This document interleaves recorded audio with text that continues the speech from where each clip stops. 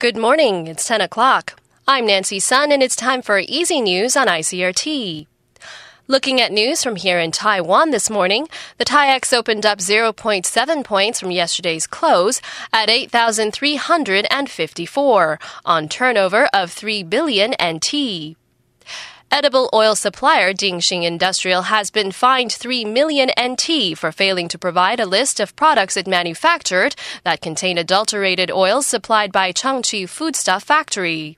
Although Dingxing admitted to having purchased problematic oils from Changchi on October 27th, the company failed to provide a list of the products to food safety officials.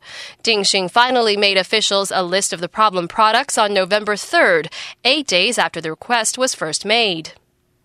Lawmakers from across party lines are demanding the high-speed rail network lower its fares.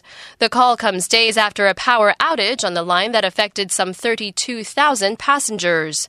The High-Speed Rail Corporation has apologized for its poor emergency response to the outages. However, lawmakers say they will pressure the Transport Ministry to seek a reversal of the rail network's recent fare hikes and could refuse to review the ministry's budget if it fails to request a price cut.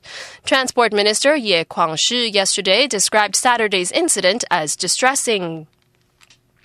Defense Minister Yan Ming yesterday confirmed that the first batch of AH-64E Apache attack helicopters purchased from the United States has been delivered. The 6 helicopters are the first of a total batch of 30 purchased from the U.S. under a $2 billion deal announced in 2008 by then U.S. President George W. Bush.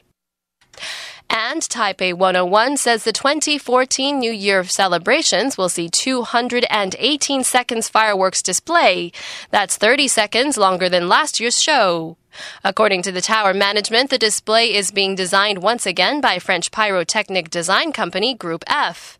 This year's New Year's fireworks display is being put on by Taipei 101 in collaboration with beauty product manufacturer Nu Skin Taiwan. In international news, tens of thousands of protesters joined Tehran's largest anti-U.S. rally in years yesterday, chanting "Death to America." Such anti-American protests occur every year outside the former U.S. Embassy to mark the anniversary of the 1979 takeover following the Islamic Revolution. This year's demonstration is also a warning to President Hassan Rouhani's government. Rouhani has been reaching out to Washington, hoping to ease sanctions imposed by the West over Tehran's nuclear program. UN humanitarian chief Valerie Amos says some 9.3 million people in Syria, or about 40% of the population, now need outside assistance. This figure has risen from the 6.8 million total the UN gave in September. More than half of those in need are people living in Syria displaced by conflict. The UN estimates that more than 2.8 million people have fled Syria since the unrest began in March 2011, resulting in a humanitarian crisis. Most have sought refuge in Lebanon, Jordan, Turkey, Iraq, and Egypt. More than 100,000 people are estimated to have been killed in the conflict.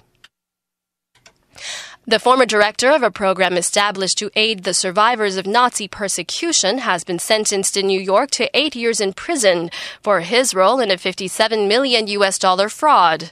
The man was sentenced yesterday in federal court in Manhattan. He was director for more than a decade of programs administered by the Conference on Jewish Material Claims Against Germany, Incorporated. Prosecutors say he was the highest-ranking insider to participate in the fraud by processing fraudulent applications to the conference. He was ordered to pay restitution of $57.3 million. According to Reuters News, heavy shooting from guns and anti-aircraft weapons erupted early today in the Libyan capital, Tripoli. The fighting occurred between militias in the eastern Souk al-Juma area, and intermittent gunfire could be heard for 3 hours. Libya's government is struggling to rein in militias, gangs, and Islamist radicals in a country awash with arms, 2 years after the ouster of former leader Muammar Gaddafi. Earlier in Libya, dozens of people protested late yesterday in the eastern city of Benghazi against a wave of assassinations into the deteriorating situation in security.